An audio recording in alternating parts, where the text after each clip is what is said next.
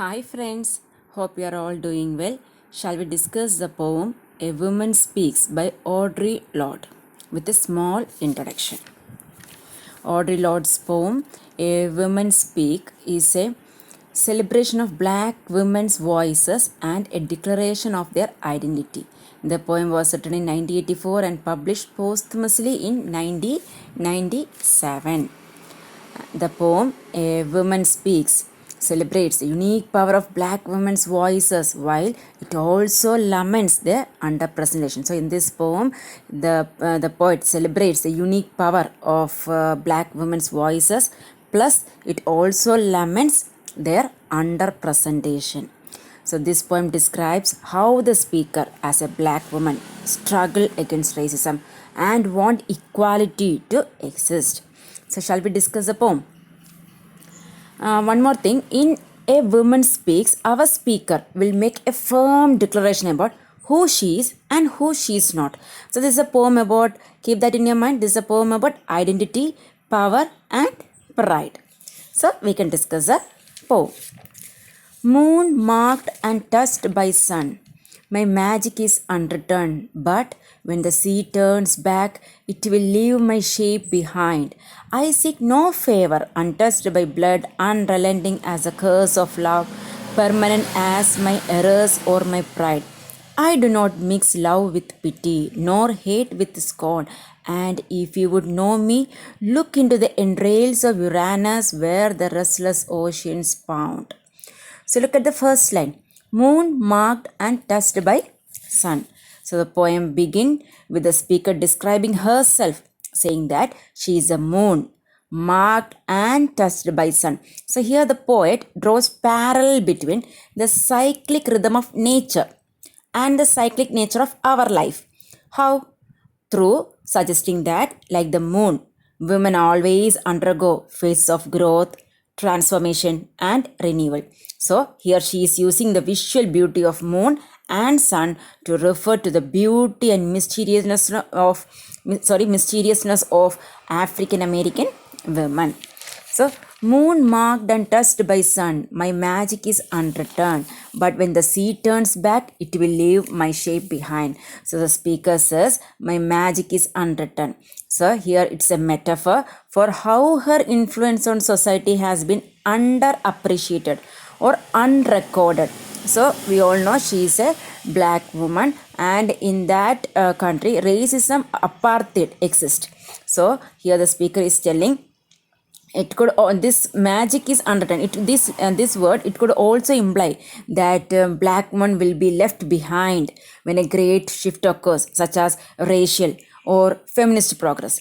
So the poem suggests that black women must be included in the making of any worthwhile future for them. So when the sea turns back, it will leave my shape behind.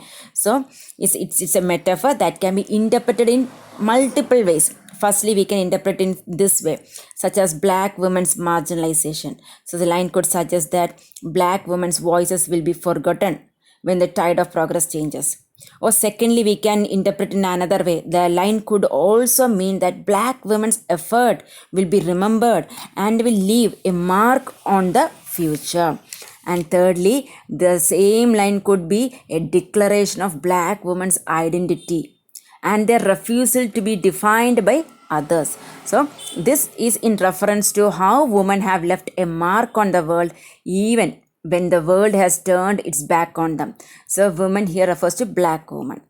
So magic is unwritten, word that suggests she has a kind of secret supernatural power.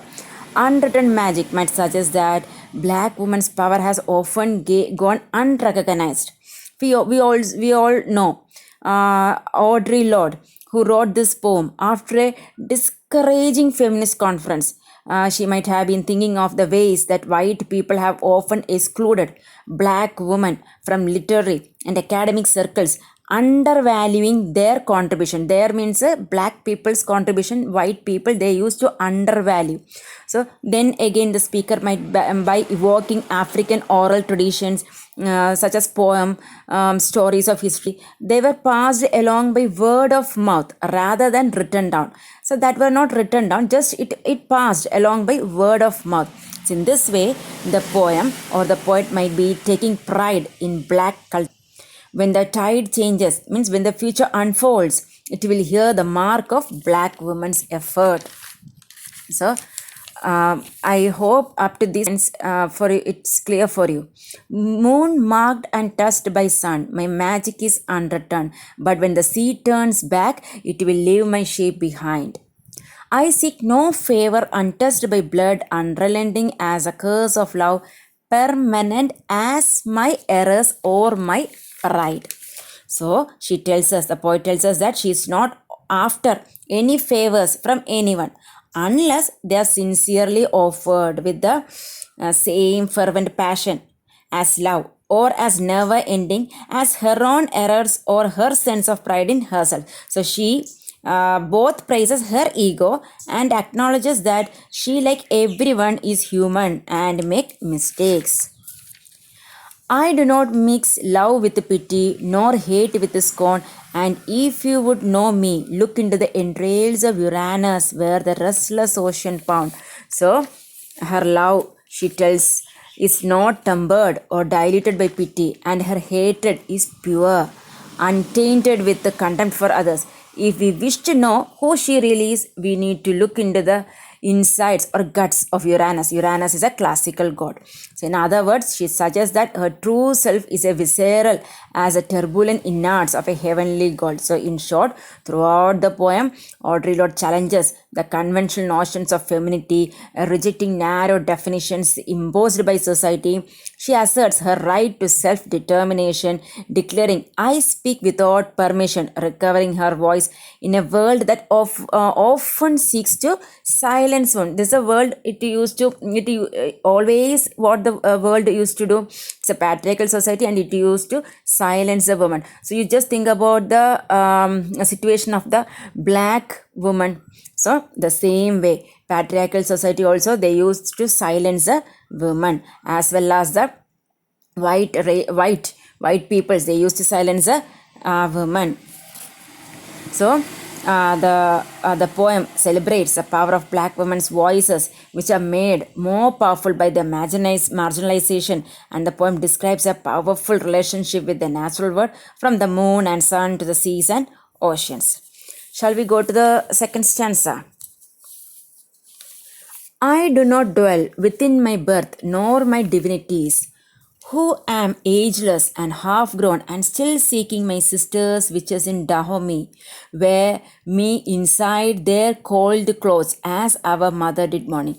So Dahomey, it was a West African kingdom that existed from about 1600 to 1904, and what's special is there women in that kingdom of Dahomey played an important role in many aspects of society, including military, political, social, economic and religious spheres. Women played an important role in Dahomey. I do not dwell within my birth nor my divinities. So, the second stanza, however, urges us to look beyond the circumstances of her birth or her divine power to locate her true, authentic self. Like a goddess, she is unaging and still only halfway towards being fully grown and mature. So, she connects herself to this history of warrior woman, Dahomey. So, she connects herself to which? Dahomey, warrior woman, stating that they wear me inside their cold clothes. So Dahomey is famous for its fierce woman warriors.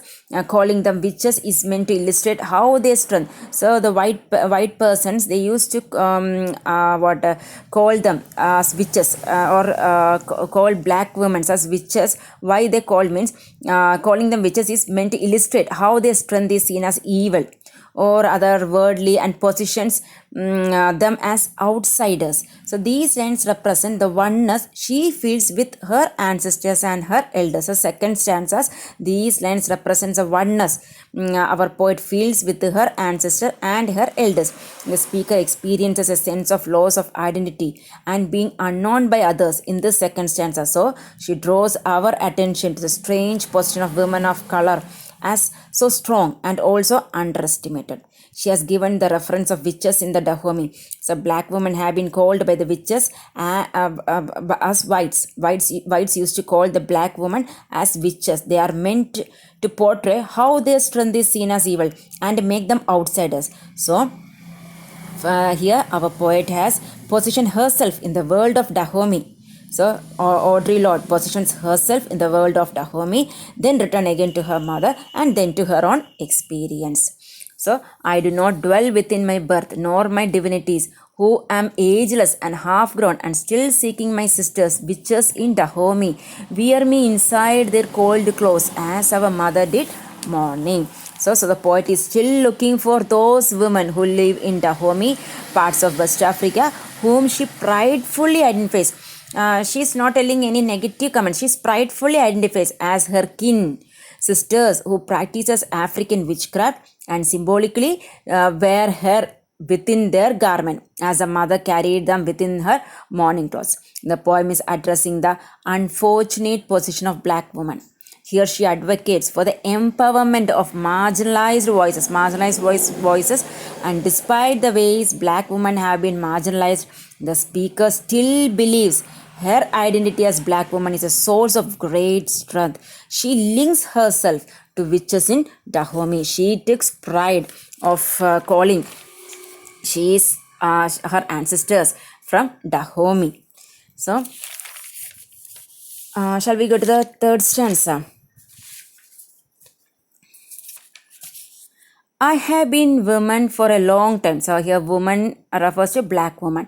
I have been woman for a long time. Beware my smile. I am treacherous with old magic and the noon's new fury. With all your wide futures promised, I am woman and not white. So the third and final stanza of the poem, Audre Lorde proclaimed that she has been a black woman for a long while, and we should not be fooled by her smile into thinking she is harmless or trustworthy. She is deceitful, carrying the old magic associated with the African witches she mentioned in the previous stanza. So in this final stanza, actually she has warned the feminists. She is warning whom? So in this final stanza, actually she has warned the feminist movement and also the patriarchal society, because they both have failed in the upliftment of the black woman.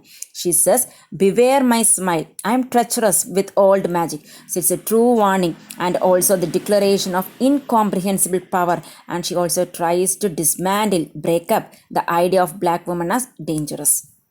Indeed, she is possessed by a mounting fury or anger at the empty statements society or the feminist movements make about the promise of a better future for women like her. So, I am a woman and not white. The last lines, I am a woman, not white, represents the bold attitude of the poet. And still she wants to struggle against the right for black women. She reveals pridefully at the end of the poem, she is a woman of color. So, the poem is a declaration of identity for black women who are often left out of visions for the future by white feminist women and mainly black men, patriarchal society. So, the poem expresses a longing for the wide futures promised. So here the poem implies that if there is going to be any kind of worthwhile future for black women, they themselves must be included in the making of the future. So she also argues that black women's power and wisdom have long been ignored in the fight for progress and equality. So yet the speaker affirms that the intersecting or the divide or the cross identity of being both a woman and black is a source of deep mysterious magic. So I hope you are clear with this explanation, and if you feel this video useful, please subscribe, share and give a like.